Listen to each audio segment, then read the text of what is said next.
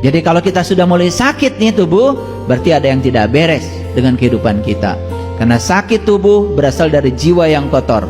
Sakit tubuh berasal dari mental yang tidak beres. Jadi ada 5 tubuh manusia yang harus dibereskan.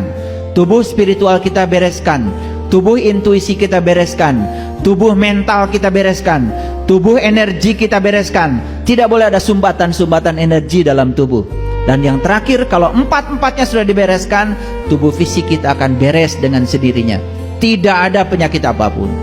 Kecuali kalau sudah saatnya kita pulang dan kita dikasih penyakit dan itu menjadi marga lantaran untuk kita bisa pulang, itu beda lagi. Itu yang namanya penyakit karena karma. Oleh karena itu, mari kita rundukkan kepala kita. Kita berikan penghormatan yang setinggi-tingginya kepada Dia, Sang Hidup yang ada pada diri kita, yang tidak pernah tertidur, tidak pernah terkantuk, yang senantiasa mengurus dan mengatur semua kebutuhan kita. Kita puji Dia bersama-sama membaca hamdalah. Alhamdulillahirabbil alamin. Mari kita mohon ridho dan berkahnya.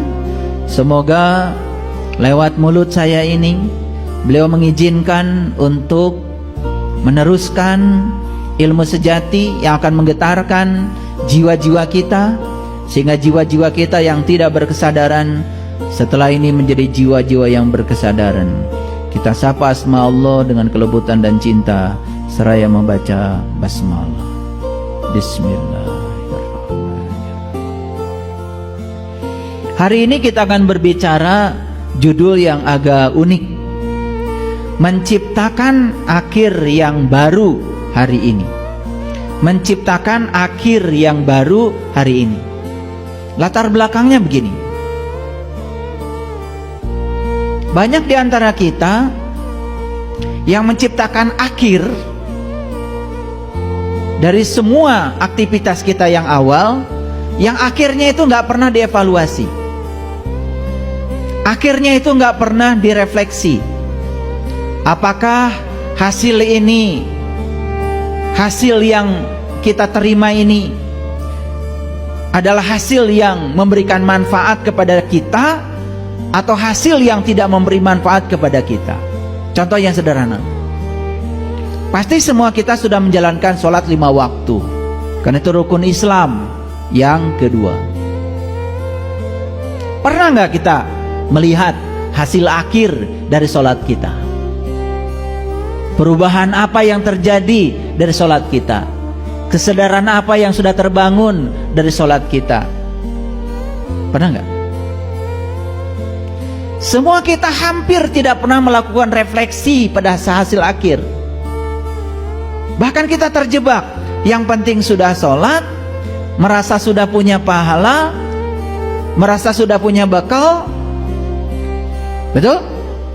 Sampereun jaga di akhirat gitu, sampereun ayeuna teu aya.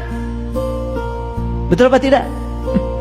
Karena kalau bicara agama biasanya kalau tidak baheula pasti engke jaga keur ayeuna mah teu aya. Padahal hidup itu di sini, saat ini, sekarang. Makanya belajar harus dibalik. Ngalamin dulu pengalamannya, pasti kita akan mengerti. Misalkan Ibnu Atha mengatakan, kamu tidak usah tanya Allah untuk tahu sholatmu diterima atau tidak. Kamu juga tidak usah tanya Allah, tanya malaikatnya Allah untuk tahu sholatmu diterima atau tidak. Cukup kamu tanya diri kamu sendiri, setelah sholat perubahan apa yang terjadi pada diri. Pernah nggak nanya gitu? Di situ kita akan tahu sholat kita diterima atau tidak, tanpa bertanya kepada orang lain, tapi bertanya pada diri kita sendiri. Lalu kita mengerti, dari Quran ada info sedikit. Aqimis sholat, inna sholat tanha anil fahsya wal munkar. Dirikanlah sholat, sesungguhnya sholat itu adalah instrumen, sarana, media agar manusia tidak berbuat keji dan munkar. Jadi kalau habis sholat masih nyolot, habis sholat masih ngomongin orang, habis sholat masih benci pada orang, habis sholat bahkan merampok hak orang lain, Anda itu belum sholat. Karena sholat tidak menjadi instrumen yang menyebabkan kita terbebas dari perbuatan keji dan munkar. Paham maksud saya? Nah, kita sedang merefleksi hasil akhirnya. Oleh karena itu maka menciptakan akhir yang baru hari ini. Yuk kita ciptakan akhir yang baru, yang berbeda dengan akhir-akhir yang kemarin. Itu maksud saya dengan judul ini. Kapan mulainya? Ya sekarang. Mau kapan lagi? Besok belum tentu hidup. Masa lalu sudah tinggal sejarah. Waktu kita saat ini, di sini, sekarang. Paham judul ini? Jadi hari ini kita bertekad untuk menciptakan akhir yang baru, supaya kita tidak terus-menerus menciptakan akhir yang tidak ada faedahnya untuk kita.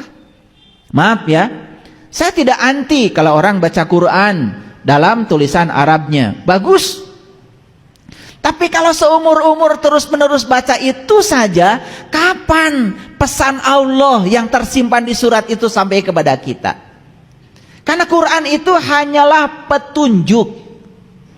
Hanyalah petunjuk. Kalau kita tidak merasa ditunjukkan apa-apa oleh Quran, berarti fungsi Quran sebagai petunjuk yang gak nyampe kepada kita.